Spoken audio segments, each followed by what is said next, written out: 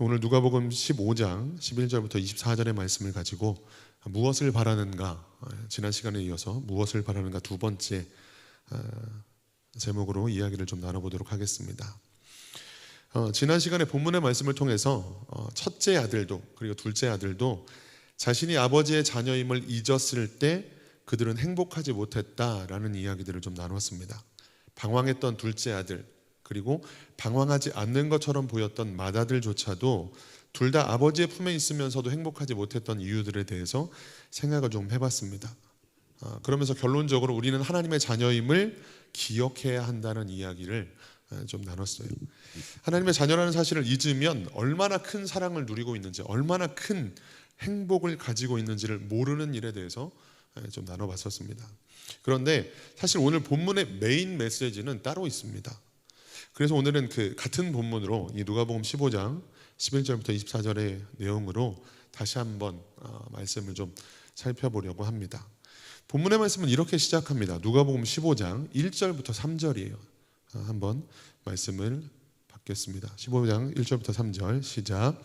모든 세리와 죄인들이 말씀을 들으러 가까이 나아오니 바리새인과 서기관들이 수군거려 이르되 이 사람이 죄인을 영접하고 음식을 같이 먹는다 하더라. 예수께서 그들에게 이 비유로 이르시되 아멘. 예수님이 계시는 곳에는 수많은 사람들이 몰려들었습니다. 여러 가지 이유, 여러 가지 목적을 가지고 주님 앞에 나와왔지만 오늘도 예수님 앞에 사람들이 몰려들었습니다. 특별히 오늘 본문에 뭐라고 기록되어 있느냐, 세리와 죄인들이 말씀을 들으러 주님께 가까이 나왔다라고 기록을 하고 있어요. 그런데 이 장면을 보고 바리새인과 서기관들이 수군거립니다. 이 사람이, 예수님을 지칭하는 거죠. 이 사람이 죄인을 영접하고 음식을 같이 먹는다라고 수군거리는 거죠.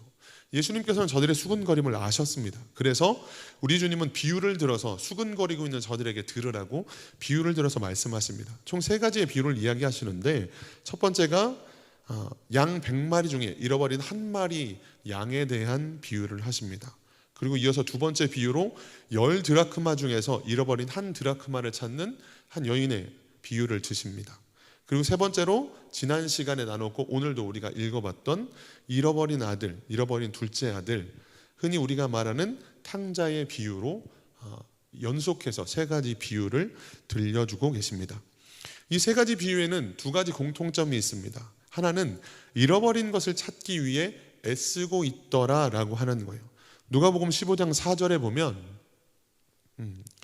양 100마리가 있는데 그 중에 하나를 잃으면 99마리를 들에 두고 그 잃은 것을 찾아내기까지 찾아다니지 않겠느냐라고 잃어버린 것을 찾기 위해 애쓰는 모습에 대해서 말씀하십니다. 15장 8절에 드라크마 비유에서도 10드라크마 중에 하나를 잃어버린다면, 말씀을 좀 띄워주시겠어요? 10드라크마 중에 하나를 잃어버리면 등불을 켜고 집을 쓸며 찾아내기까지 부지런히 찾지 아니하겠느냐라고 잃어버린 것을 찾기 위해 애쓰는 여인의 모습을 보여줍니다. 누가복음 15장 20절 말씀에도 이에 일어나서 아버지께로 돌아가니라 라고 했을 때 아직도 거리가 먼데 아버지가 그를 보고 치근히 여겨 달려가 목을 안고 입을 맞췄다라고 하는 표현에서 그가 얼마나 잃어버린 아들이 돌아오기를 고대했는지를 보여주고 있습니다. 하나같이 이 3가지 비유에서 잃어버린 것, 잃어버린 양, 잃어버린 드라크마, 잃어버린 아들을 찾기 위해 얼마나 애썼는지, 얼마나 마음을 애끓였는지 이 공통점이 공통적으로 드러나고 있다라고 하는 거예요. 또 하나의 공통점은 그 잃어버린 것을 찾았을 때 기뻐하겠다라고 하는 겁니다. 누가복음 15장 5절에서 7절 말씀, 누가복음 15장 5절에서 7절 말씀 함께 읽어보겠습니다. 시작. 또 찾아낸즉 즐거워 어깨에 메고 집에 와서 그 벗과 이웃을 불러 모으고 말하되 나와 함께 즐기자. 나의 잃은 양을 찾아내었노라 하리라. 내가 너희에게 이르노니 이와 같이 죄인 한 사람이 회개하면 하늘에서는 회개할 것 없는 의인 99으로 말미암아 기뻐하는 것보다 더하리라. 아멘. 자, 누가복음 15장 9절 10절 말씀입니다. 읽어보겠습니다. 시작. 또 찾아낸즉 벗과 이웃을 불러 모으고 말하되 나와 함께 즐기자. 잃은 드라크마를 찾아내었노라 하리라. 내가 너희에게 이르노니 이와 같이 죄인 한 사람이 회개하면 하나님의 사자들 앞에 기쁨이 되느니라. 아멘. 누가복음 15장 32절 말씀입니다. 읽어보겠습니다.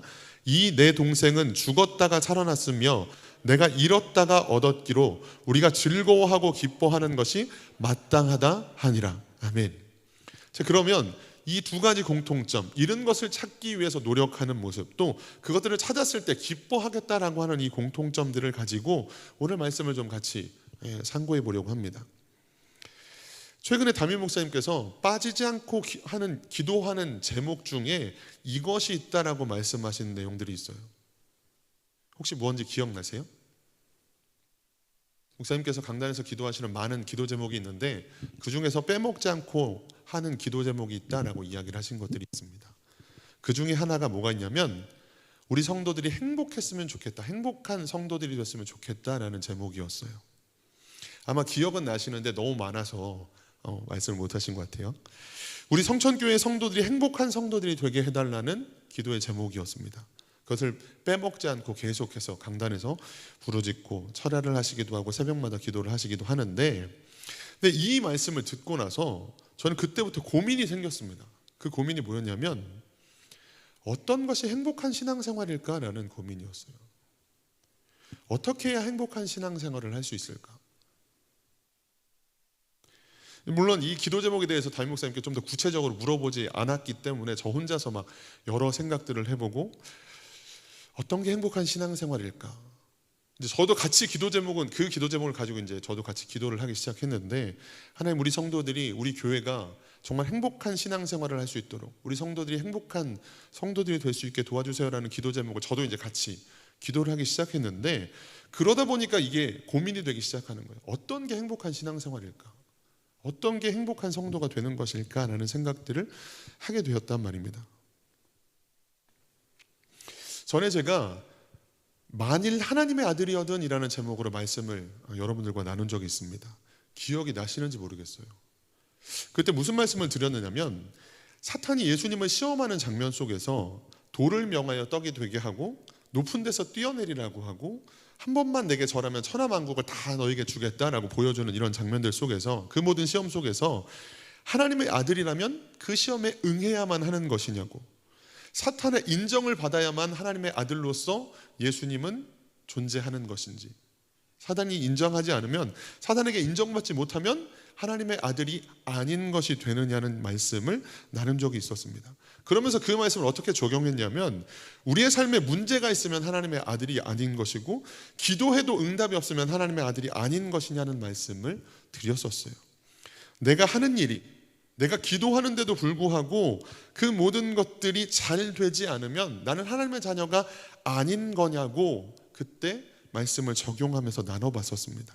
그런데 오늘 본문에 특별히 이 15장 11절부터 24절에 나오는 두 아들, 허랑방탕하고 다 소진하고 돌아온 아들과 집안에서 방황하지는 않고 언제나 아버지의 명령을 순종하는 아들이긴 했지만 정작 아버지의 마음을 알지 못했던 이 첫째 아들, 이 두 명의 아들들도 행복하지 못했다라는 말씀을 드렸었어요. 분명히 아버지의 자녀임에도 불구하고 행복하지 않았다라고 하는 게 지난 시간에 나눴던 이야기였습니다. 왜 그랬을까요? 그들은 아버지의 마음을 몰랐기 때문이에요. 아버지가 무엇을 찾기를 원하는지, 어디에 마음이 있는지, 어디에 관심을 두고 있는지, 그래서 그 관심사가 이루어졌을 때, 잃어버렸던 아들이 돌아왔을 때, 죽은 줄 알았던, 그야말로 실제로 죽은 거나 다름없었던 그 아들이 살아 돌아왔을 때 얼마나 기뻐하는지, 그 관심사가 내 관심사와 다른 탓에 그들은 아들임에도 불구하고 행복하지 못했다라는 이야기를 드리는 거예요. 지금 그 이야기의 연속선상을 말씀드리려고 어떤 것이 행복한 신앙생활일까라는 이야기들을 하고 있는 겁니다. 오늘 본문의 시작이 어떻게 됐다고 말씀드렸죠? 세리와 죄인들이 예수님께로 나와왔고 예수님께서 그들을 맞으시고 그들과 교제하고 말씀을 나누시는 장면들을 보면서 바리새인과 사두개인들이, 바리새인과 서기관들이 예수님 앞에 수근수근 거리고 있었다라고 말씀을 드렸어요. 그래서 예수님이 그들의 수군거림을 아시고 이 세 가지 비유를 말씀하셨다라고 이야기를 드렸어요. 그런데 예수님께서 세리와 죄인들을 맞으시고 그들과 이야기를 나누시는 장면은 사실은 너무나 당연하고 자연스러운 일이었습니다. 왜냐하면 나는 죄인을 구하러 왔다고 말씀하셨거든요. 마가복음 2장 17절입니다. 마가복음 2장 17절 읽어보겠습니다. 마가복음 2장 17절 시작. 예수께서 들으시고 그들에게 이르시되 건강한 자에게는 의사가 쓸데없고 병든 자에게라야 쓸데있느니라. 나는 의인을 부르러 온 것이 아니요 죄인을 부르러 왔노라 하시니라. 아멘. 그리고 또 하나 이렇게도 말씀하십니다. 인자는 예수님 스스로를 지칭하는 말씀이죠. 인자는 잃어버린 자를 찾아 구원하려고 왔다라고 말씀하십니다. 누가복음 19장 10절입니다. 누가복음 19장 10절 읽어보겠습니다. 시작. 인자가 온 것은 잃어버린 자를 찾아 구원하려 함이니라. 아멘. 지금 예수님께서는 이 땅에 오신 목적을 이루고 계세요. 하나님의 아들로서 이 땅에 오신 주님은 아버지의 뜻을 이루고 계시다라고 하는 거예요.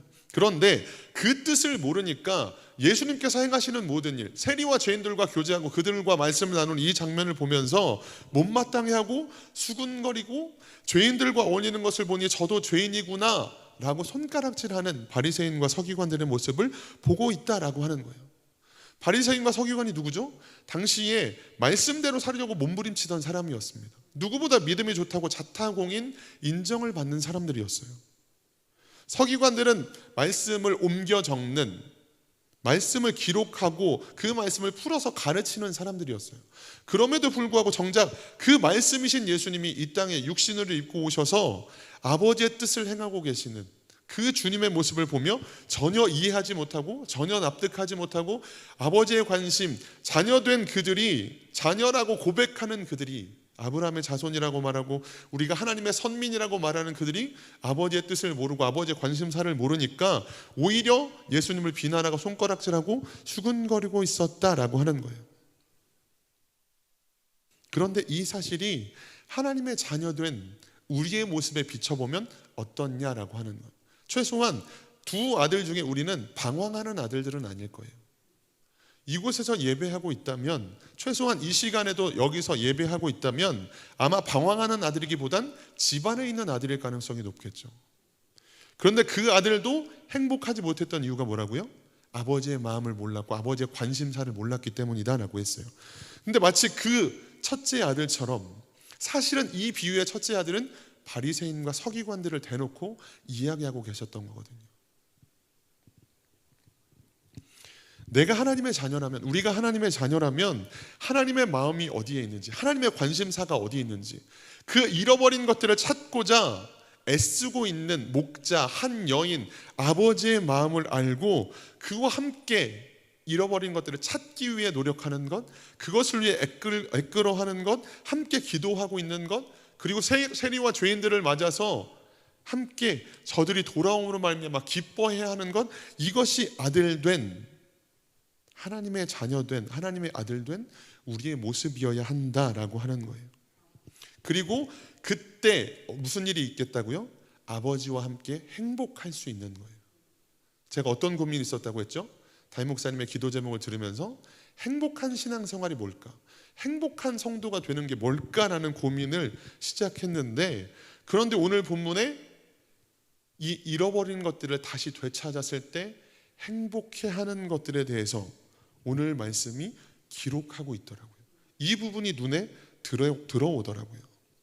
그런데 이것을 깨닫지 못하면 이 행복을 누리지 못할 뿐더러 오히려 주님을 손가락질하고 저도 죄인이구나 라고 수군거리게 되어지더라라고 하는 겁니다.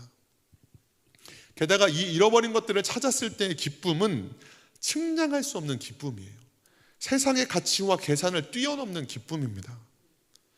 제일 첫 번째 비유, 100마리 양 중에 한 마리를 잃어버렸습니다. 그런데 99마리를 두고 한 마리를 찾으러 다닌대요. 일단 이해가 되지 않습니다. 만약 한 마리를 찾으러 갔다가 나머지 99마리를 잃어버리게 되는 일이 얼마든지 발생할 수 있잖아요. 그 사이에 목자 없는 양들을 들짐승들이, 사나운 들짐승들이 삼킬 수도 있는 거고, 그 중에 또 누군가가 누군가라는 표현이 좀 이상하네요. 그 중에 또 한 마리를, 몇 마리를 잃어버릴 수 있는 일들도 얼마든지 일어날 수 있습니다. 게다가 그것을 찾았다고 잔치를 베푸는 장면은 더더욱 수지타산이 맞지 않습니다. 이 한 마리를 잃어버린 게 너무 커서, 너무 손해가 커서 어떻게든 찾아와야지, 이렇게 접근하면 그나마 계산이, 논리가, 이해가 맞아 들어가는데, 그 한 마리를 찾았는데 잔치를 베푼대요. 이게 계산이 가능한 일인가요? 이게 수치적으로 맞는 일인가요? 도저히 수지타산이 맞지 않는다고요. 그냥 애시당초에 잃어버린 한 마리는 어쩔 수 없지, 뭐 그냥 없던 셈 치자라고 하는 게 훨씬 더 우리의 계산과 가깝습니다. 훨씬 더 논리적이고 합리적인 생각이에요. 괜히 한 마리 찾는다고 돌아다니다가 더 잃어버릴 수 있어, 괜히 사자가 올 수도 있어, 요 며칠 사이에 들짐승들이 많이 나타나는 것 같아요, 이런 생각을 얼마든지 할 수 있거든요. 그런데 그 한 마리를 찾아서 나머지 99마리를 놔두고 찾으러 간대요. 이해가 되지 않는 내용이라고요. 그런데 그럼에도 불구하고 그 한 마리를 찾았을 때 얻는 기쁨이 얼마나 큰지, 그렇기 때문에 그 기쁨을 위하여, 이 잃어버린 자를 찾기 위하여, 잃어버린 양을 찾고 잃어버린 드라크마를 찾기 위하여 애쓰고 애를 끓이고 찾으러 돌아다니는 모습들을 오늘 예수님은 계속해서 세 가지 비유를 통해 보여주고 계신다라고 하는 거예요. 그 기쁨이 우리가 하나님의 자녀가 되었을 때, 내가 하나님의 자녀로 하나님의 관심사와 나의 관심사가 맞아 들어갔을 때 우리가 누릴 수 있는 기쁨이고 즐거움이고 행복이더라라고 하는 거예요. 2, 3일 전에 유튜브에 시선을 끄는 내용의 영상이 하나 있더라고요. 이 내용이 이렇습니다. 인도의 한 공무원이 저수지에 핸드폰을 빠뜨렸어요. 그런데 이 잃어버린 핸드폰을 찾으려고 잠수부 2명을 고용했습니다. 그래서 저수지 안에서 내 핸드폰 좀 찾아달라고. 그런데 이 2명의 잠수부가 찾다가 찾지 못한 거예요. 그 영상을 좀 봤는데 물이 깨끗하지 않더라고요. 그러니까 이제 앞에도 잘 보이지 않는 거죠, 아무리 물안경을 썼어도. 그래서 이 공무원이 어떻게 했느냐면 펌프 몇 대를 샀습니다. 그리고 저수지의 물을 다 퍼냈어요. 그래서 사흘 동안 물을 퍼냈는데 약 210만 리터의 물을 퍼냈답니다. 저수지에서.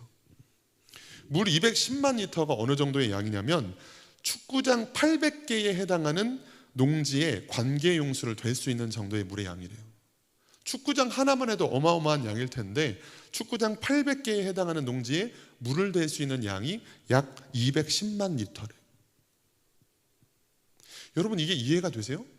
핸드폰을 찾기 위해서 잠수부 2명을 고용하고 그래도 안 되니까 펌프들을 갖다가 물을 퍼내가지고 210만 리터의 물을 사흘 동안 퍼내고 결론은 핸드폰을 못 찾았습니다.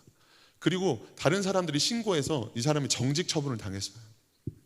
근데 뭐 이 사람이 왜 도대체 핸드폰에 뭐가 들었길래, 어떤 기밀이 들었길래, 어떤 놓치지 못할 뭐 추억의 사진이 있길래, 그런 것들은 잘 모르겠지만 최소한 이 사람이 그 핸드폰을 찾으려고 했던 마음만큼은 정말 앞뒤가 맞지 않고 계산도 맞지 않고 차라리 그 정도면 하나 새로 사는 게 낫지 않나라는 생각이 될 정도이지만, 그러나 그에게는 정말 소중한 것이었길래, 아니면 정말 소중한 어떤 내용이 들어있길래 그 핸드폰을 찾으려고 노력했겠죠.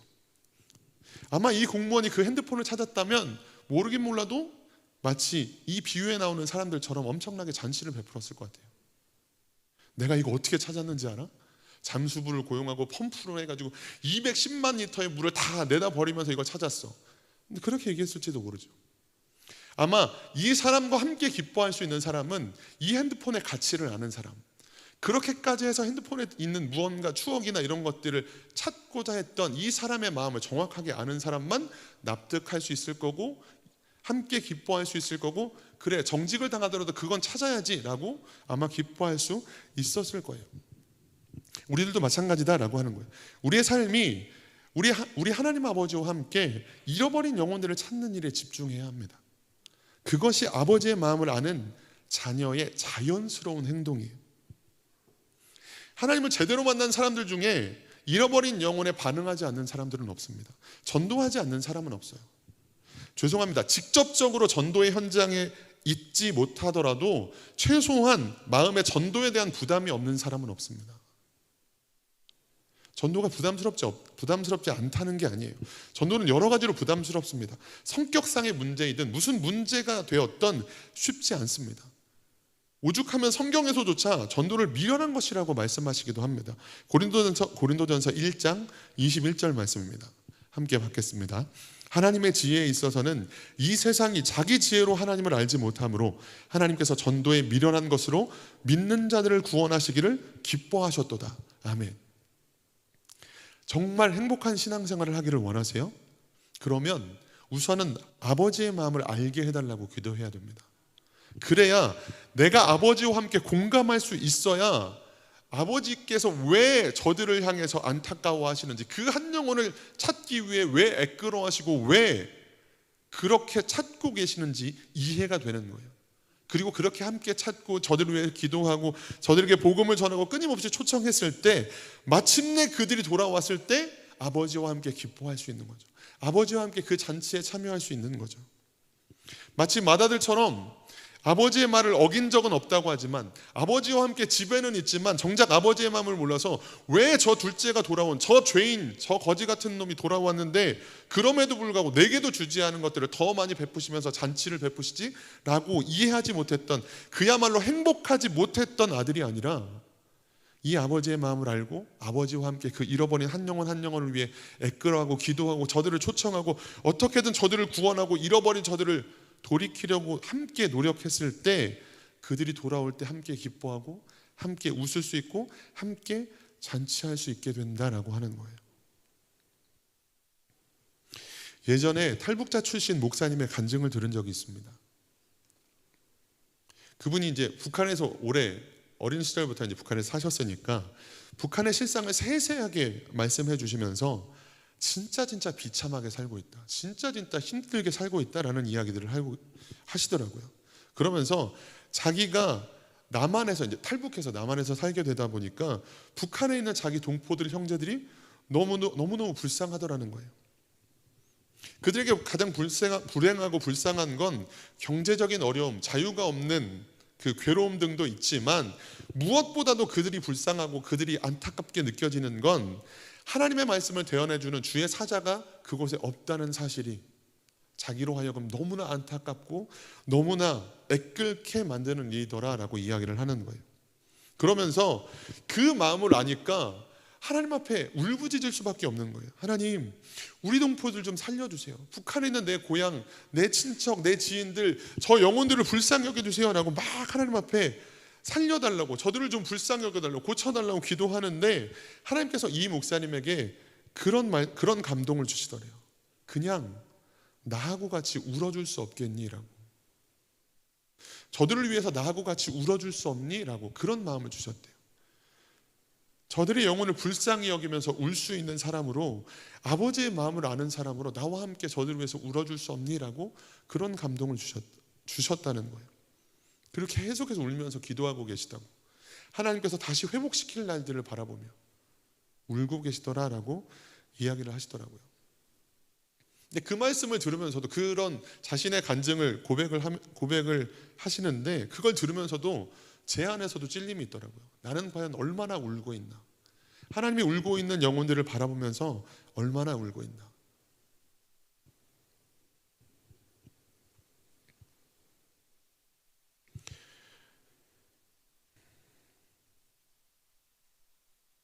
돌아오는 주일은 샬롬 축복전도 총동원 주일입니다.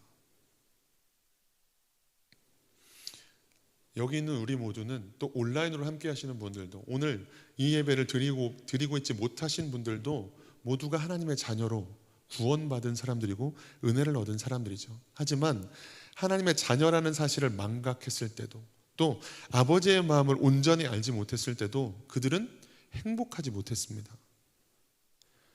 세상의 어떤 개념을 뛰어넘는, 수치로 환산할 수 없고 논리로, 이성으로 이해할 수 없는 그 하나님 안에서 얻을 수 있는 이 기쁨은, 이 행복은 하나님의 자녀임을 깨달은 자, 그래서 아버지의 마음을 따라 아버지와 함께 울고 함께 저들을 돌이키기 위해, 잃어버린 자들을 찾기 위해 애끓이고 부르짖었던 사람이 그들이 돌아왔을 때 그 기쁨으로 말미암아 행복할 수 있고 웃을 수 있다라고 하는 거예요. 하늘에서는 그 회개할 것 없는 99명의 의인보다 그 잃어버린 한 영혼으로 인하여 더 기뻐하겠다라고 말씀하고 계신다라고 하는 겁니다. 무엇을 바라면서 살고 계세요, 여러분? 분명 행복한 성도들이 되기를 기도하신다라고 말씀했을 때 그 말씀에 아멘하지 않은 사람들은 없었을 거예요. 하나님, 저도 행복한 신앙생활을 하고 싶습니다. 저도 행복한 성도가 되고 싶습니다. 담임 목사님의 기도의 응답이 제가 되기를 원합니다. 아마 모르긴 몰라도 속으로 또 겉으로 입술 밖으로 아멘이라고 고백하셨을 거예요. 그런데 오늘 하나님은 누구보다 행복한, 어떤 것으로도 비교할 수 없는 행복을 얻을 수 있는 방법을 오늘 본문에서 우리들에게 이야기하십니다. 그 잃어버린 영혼이 돌아왔을 때 그 잔치가 베풀어질 거고 이 기쁨은 무엇과도 바꿀 수 없을 거라고 말씀하십니다. 담임 목사님의 기도 제목처럼 우리 모두가 행복한 신앙생활을 할 수 있기를 축복합니다. 우리 가지울 성천교회 성도님들이, 아니 저부터가 행복한 신앙생활, 행복한 삶을 살 수 있기를 소망합니다.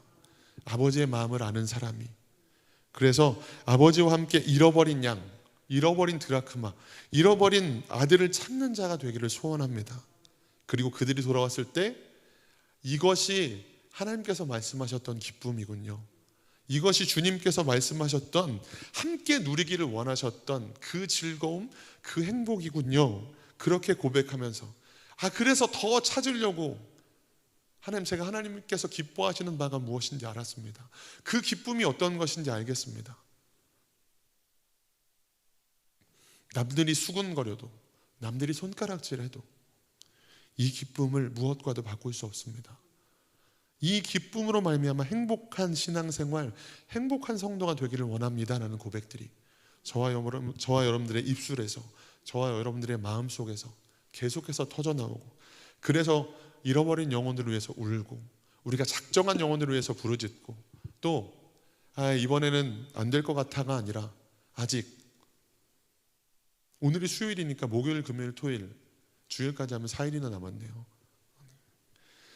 지난 주일이었으면 여리고성이 일주일 만에 무너졌습니다, 이런 말씀을 드리려고 했는데, 일주일보다 더 못한 시간이 남았지만 하나님은 하룻밤 사이에도 얼마든지 사람의 생각과 그 마음을 바꾸실 수 있는 분인 줄 믿습니다. 그래서 정말 행복한 성도들이 되시기를 축복합니다. 성경 속에 있는 가장 큰 행복 가운데 하나, 이 행복을 놓치지 않으시기를, 마지막까지 아버지와 함께 울고 아버지와 함께 기도하고, 그리고 저들이 돌아왔을 때 함께 그 잔치에서 행복해하며 웃을 수 있는 저와 여러분들이 되시기를 주님의 이름으로 축복합니다. 기도하겠습니다.